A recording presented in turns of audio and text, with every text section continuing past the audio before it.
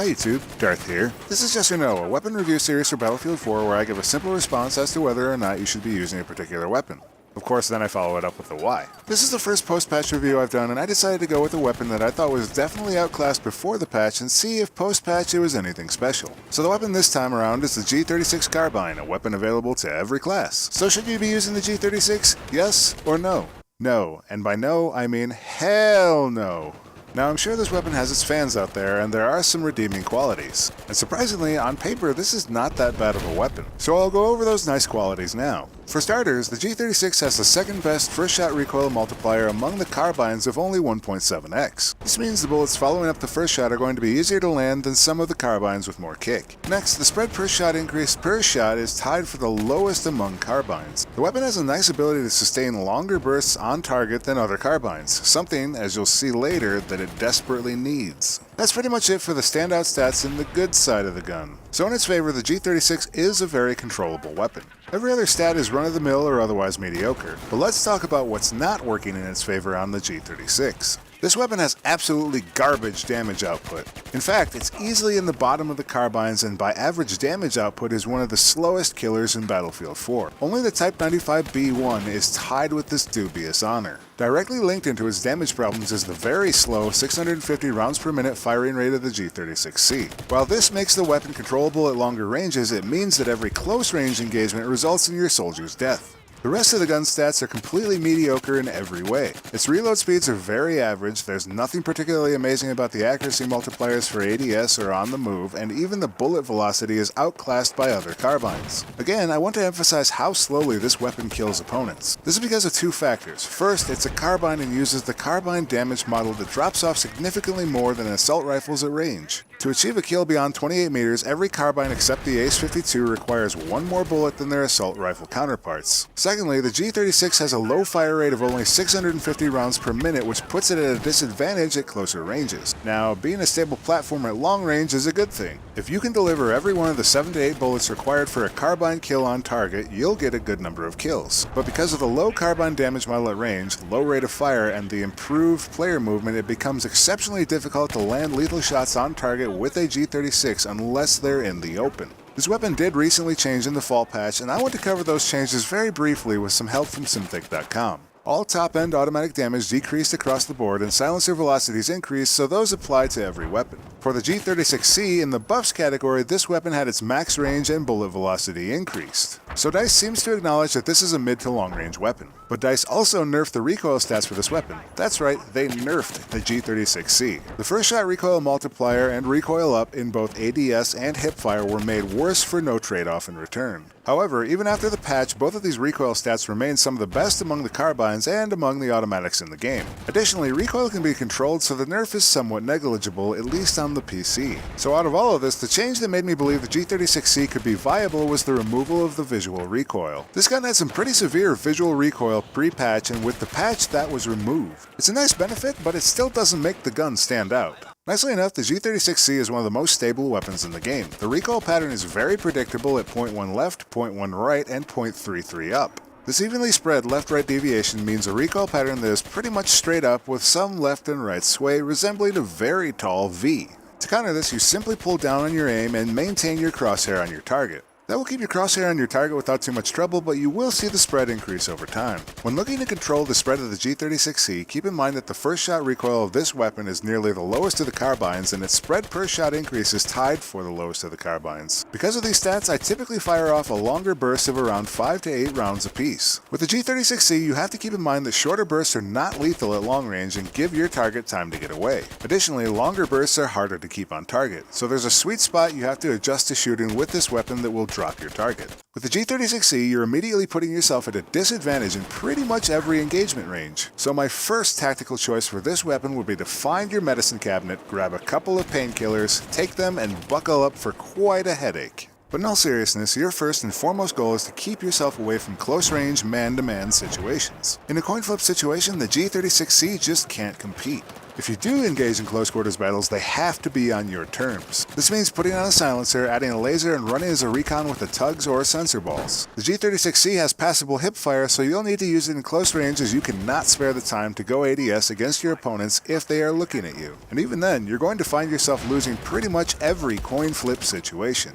Even if you have the drop on your opponents, because this weapon kills so slowly, there's no guarantee that they can't just turn around and beat your time to kill. So your next best hope is at mid-range at about 25 meters. This is where the aim potential of the G36C doesn't quite yet start getting eclipsed by DMRs and is at least competitive with accurate assault rifles and other carbines. Because the recoil is almost entirely vertical, if you aim at the chest, the recoil will carry the spread into the opposing player's head. But again, you'll need to at least catch your opponent unawares. There are plenty of weapons that will kill faster at this range if your opponent is facing you.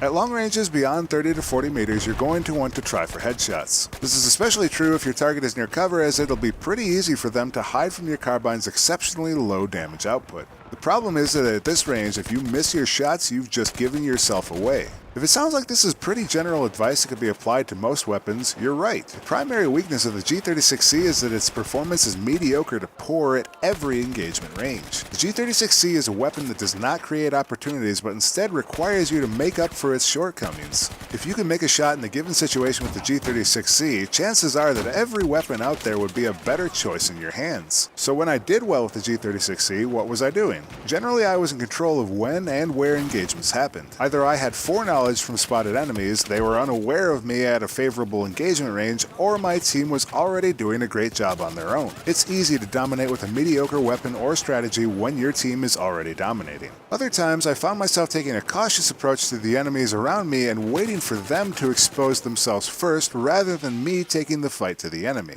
In other words, I played very passively. And I'm not the only one, as the passive behavior instilled by the G36C is reflected in the scores per minute of its top users. From BF4stats.com, I found that none of the top 30 G36C users have a score per minute of more than 1,000, and many are even sub 500. Compare this to another long-range rifle, the AR-160, where the average scores per minute are 40% better than the average G36C score. It's a huge shift in aggressiveness of play among their users. So you can try to make this weapon work for you, but ultimately you're going to find that it has a very specific player style required. You have to be careful not to get into close engagements and the enemy can't be aware of you. A mid to long range player seeking opportunity kills would probably adopt this weapon pretty readily. On the other hand, if you're a metro player using this weapon, you're probably going for style points. Now, after seeing how the top players don't perform terribly well with the G36C in their hands, I decided to take anything I found with a grain of salt. For the most part, I got what I expected: complete and utter non-consensus. Some players ran fleers, others ran 3-4x scopes, silencers, vertical grips, you name it. Taking a look at the stats, I eventually settled on some attachments that played to the weapon's strengths. For the optic, I went with the HD33 scope.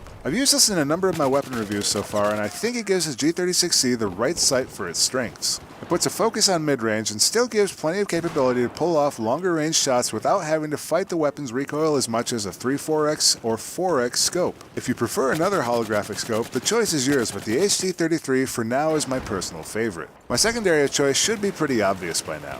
It's the laser. Now, I tried out the 2x magnification for a while and I didn't really find it was palpably better for pulling off range shots with the G36C. The laser just provides that teeny bit of extra edge for making hip fire work with this weapon in close quarters situations. That being said, I still wouldn't actively seek close quarters battles with this weapon, but at least you stand a chance with the laser. Now for the barrel, I chose the heavy barrel. I think for a weapon where you're going to be taking primarily aim down sight shots, this just makes sense. You're going to have to contend with some extra recoil, but that can be controlled. Getting a more accurate shot at range is something that you're going to absolutely need in order to get all of those 7 to 8 kill shots on target at long range. For the grip, I went with the stubby grip. I've seen a lot of praise out there for angle grips in combination with the heavy barrel lately, and I think that's a great choice for other weapons. Because the G36C has a low time to kill and you need to hold your shots on target for longer, the stubby barrel favors the longer burst. Additionally, the G36C already has a very low first shot recoil multiplier, so you're not going to be seeing as much advantage with an angle grip. In concert with the heavy barrel, the stubby grip allows for those lengthy bursts at long range. Now, if you find yourself in a situation where you're getting utterly devastated in close quarters by surprise engagements, you may wish to attach a suppressor rather than a heavy barrel. But keep in mind that you're giving up a lot to do so. At 330 meters per second, you're going to have a hard time connecting bullets to long-range targets, and the G36C is not your friend in toss-up close quarters engagements. So at that point, I'd honestly switch to something better suited for the situation. So why did I initially decide to go with the G36C as my first yes or no after the patch? I really thought the visual recoil removal was going to be a lot bigger improvement for this weapon. It certainly made it more plausible to hit range shots with a weapon that was utterly mediocre at range and downright poor at closer ranges. It's not that you can't do well with the G36C. There were plenty of rounds where I'd dominate the enemy team with the G36C. But nothing about the G36C helped or assisted in those situations. This is simply not a gun that creates opportunities, so it's a definite no. If you're looking for some carbines that are effective at mid and long range and offer a lot more than the G36C, definitely take a look at the AK-5C, M4, or even the AKU-12. You might also want to consider a DMR, as if you're sticking to longer range engagements, they are available to every class and offer quite a bit of firepower at those ranges. That's it for this episode of Yes or No. If you think there's something I missed or should have covered about the G36C, be sure to mention it in the comments below. If you have a weapon you'd like me to review for the next episode of Yes or No, please be sure to also leave a comment below. If you found this video entertaining, helpful, or insightful, please leave it a like. If you're new around here, I'd like you to check out the rest of my channel and please consider subscribing. As always, thanks for watching, and I'll see you next time, YouTube.